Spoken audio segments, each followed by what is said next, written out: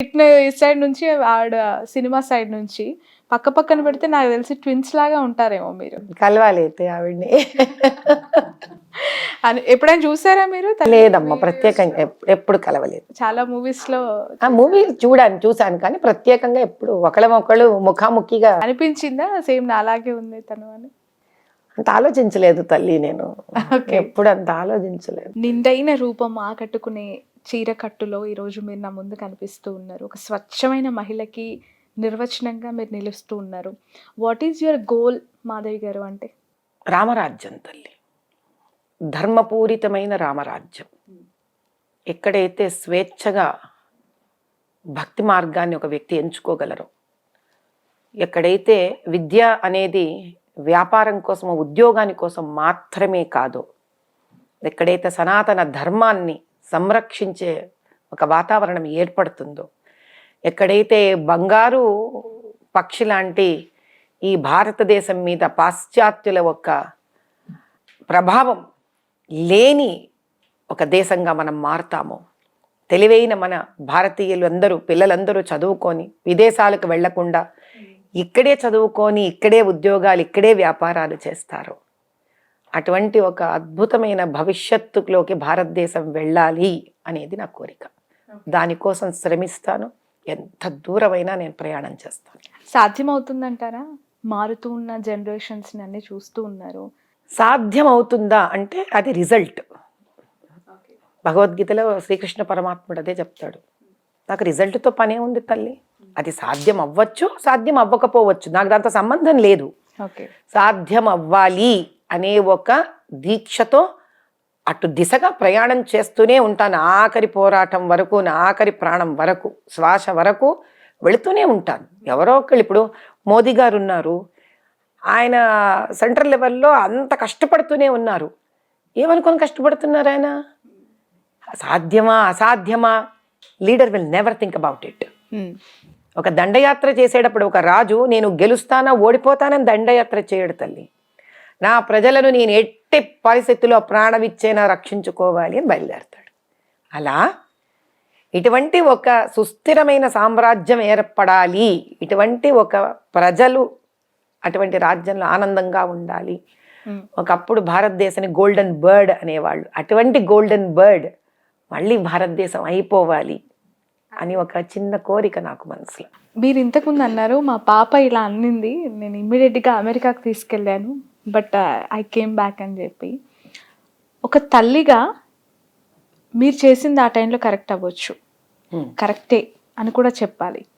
కానీ ఇప్పుడున్న తల్లిదండ్రులను చూస్తే, అంటే మన జనరేషన్, అంటే లైక్ నేను పుట్టినప్పుడు ఆ కంఫర్ట్నెస్ అనేవి తల్లిదండ్రులు కొంత రిస్ట్రిక్ట్ చేసేవాళ్ళు.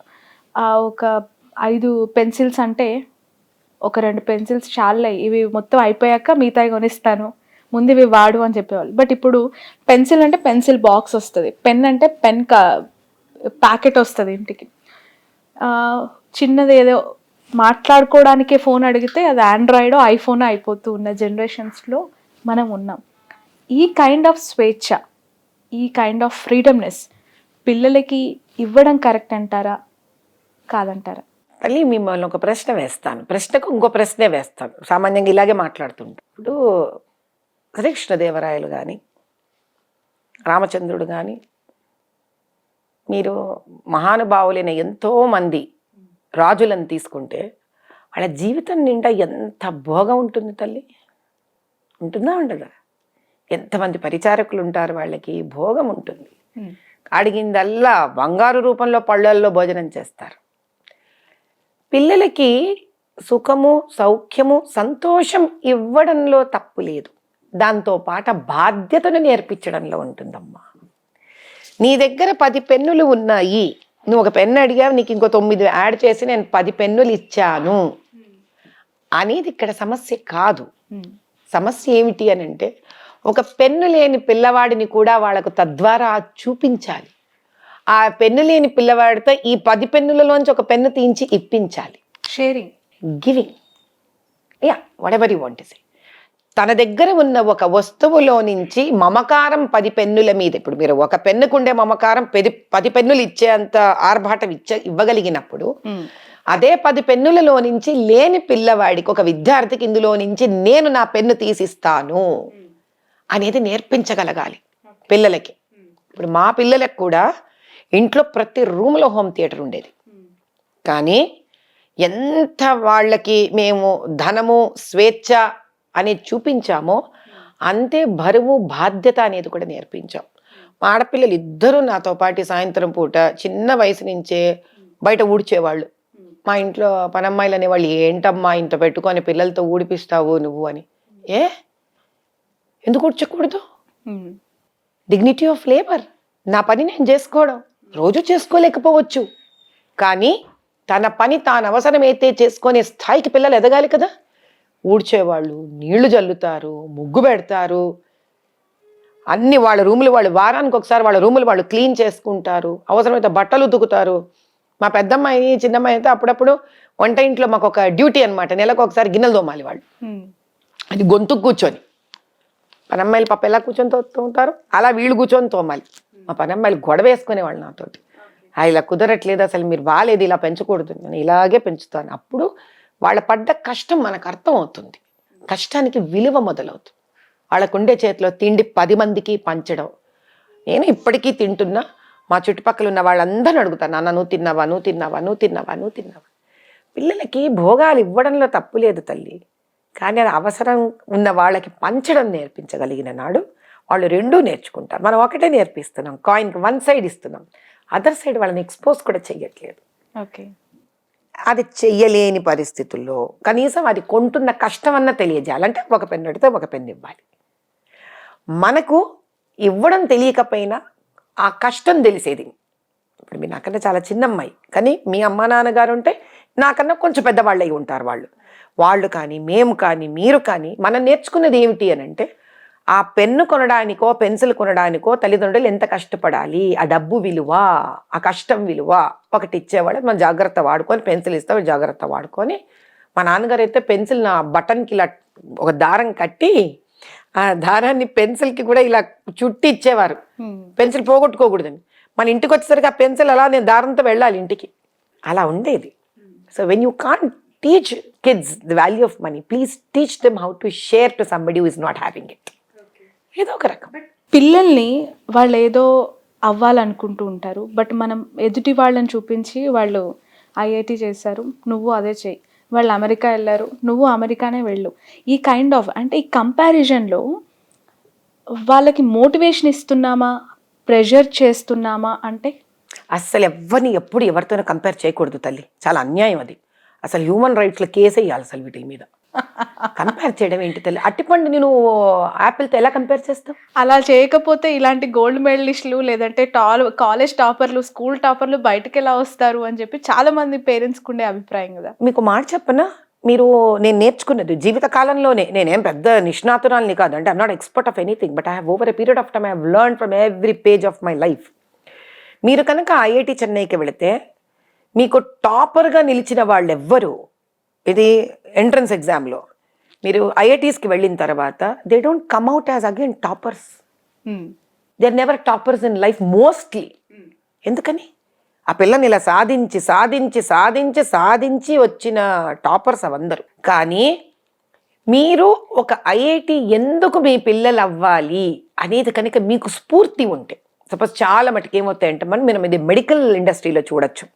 ఇప్పుడు ఇంట్లో ఎవరో క్యాన్సర్ వచ్చో, ఇంట్లో తాతగారు, నానమ్మలో, అమ్మమ్మలో, లేకపోతే మేనత్తలో, తండ్రో, తల్లో, వీళ్ళందరూ కొన్ని అనారోగ్యాలతో కష్టపడి శుష్కించి బాధన్నా పడుతుంటారు, కాలవన్నా చేస్తుంటారు. అట్లాంటి ఇళ్లలో ఎంబీబీఎస్ డాక్టర్ అయ్యే పిల్లల్ని చూడండి మీరు, they have a reason and fire behind doing it. అలా ఐఐటి కావచ్చు, మెడిసిన్ కావచ్చు, ఒక చార్టెడ్ అకౌంటెన్సీ కావచ్చు. తల్లిదండ్రులు పిల్లలకు ఒక లాయర్ అవ్వచ్చు, ఒక స్ట్రక్చరల్ ఇంజనీర్ అవ్వచ్చు. తల్లిదండ్రులు ఎప్పుడైతే ఒక పిల్లలకి చిన్నతనం నుంచి నువ్వు ఇది అవ్వు అని చెప్తారో, ఎందుకు అవ్వాలో కూడా దాని వెనక వీళ్ళు ఒక చిన్న రీసెర్చ్ చెయ్యాలి.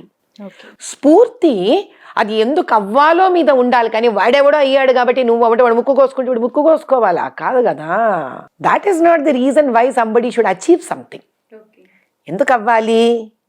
నీవెందుకు ఇన్స్పైర్ అయ్యావు? ఇప్పుడు నేను ఐఐటి పిల్లలు ఎందుకు చదవాలి, నేను ఎందుకు ఇన్స్పైర్ అయ్యాను?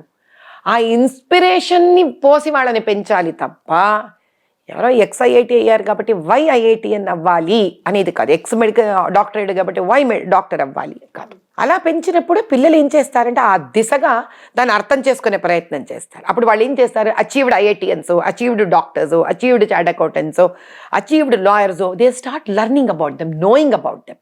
It adds to the fascination. ఆ స్ఫూర్తికి ఇది యాడ్ అవుతూ ఉంటుంది. అంతే తప్ప వాడయ్యాడు వీడయ్యాడు అని అంటే రైట్. సో విశ్వనాథ్ గారి ప్రోత్సాహం మీ లైఫ్లో ఎంత ఉంది అంటే, భర్తగా భార్యకి ఇచ్చే సపోర్ట్, ఎంకరేజ్మెంట్? దానికి ఏమైనా మెజరింగ్ యూనిట్ మార్కెట్లో దొరికితే ఏదో ఒక రోజు కొలిచి చెప్తాను తల్లి.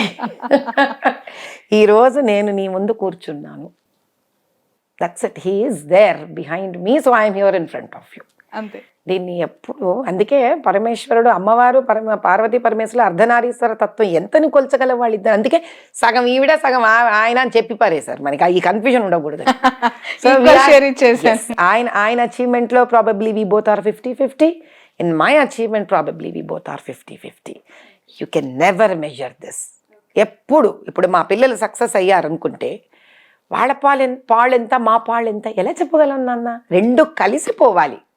ఎందుకు అడిగాను అంటే, మీ పెళ్ళి ఏదో పెద్ద స్వయంవరం లాగా జరిగి పేపర్ అడ్వర్టైజ్మెంట్ లో చూసి మిమ్మల్ని చూస్ చేసుకొని చాలా తవ్వి తీసావు.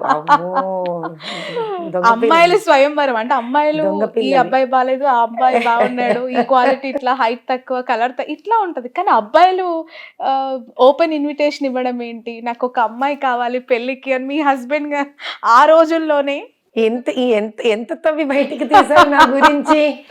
అమ్మో, చాలా ఉంది నీ దగ్గర ఇన్ఫర్మేషన్. So beautiful. వచ్చిన అంతమంది అమ్మాయిలు మిమ్మల్ని చూస్ చేసుకొని 1800 వచ్చాయంట ఆయనకి. Oh my God. చాలా బాగా రాస్తారు, చాలా చక్కగా రాస్తారు. నాకు అసలు వివాహం మీద పెద్ద మక్కువ లేదు అప్పట్లో. మా నాన్నగారు అలసిపోయారు, వదిలేశారు నన్ను. ఇంకా వీళ్ళొద్దు వాళ్ళొద్దు వీళ్ళొద్దు అంటూనే ఉండేదాన్ని. ఇప్పుడు ఆపరేషన్ లేకుండానే మోకాళ్లకు ప్లాస్మా ట్రీట్మెంట్, మీ ఆర్థోపెడిక్ సమస్యలన్నిటికీ రోబోటిక్ టెక్నాలజీ ద్వారా తక్కువ ఖర్చుతో శాశ్వత పరిష్కారం, ఫ్రీ కన్సల్టేషన్, ప్రతి ట్రీట్మెంట్ పై 20% డిస్కౌంట్. ఈ ఆఫర్ కొద్ది రోజులు మాత్రమే, త్వరపడండి. V9 hospitals, 9281465842.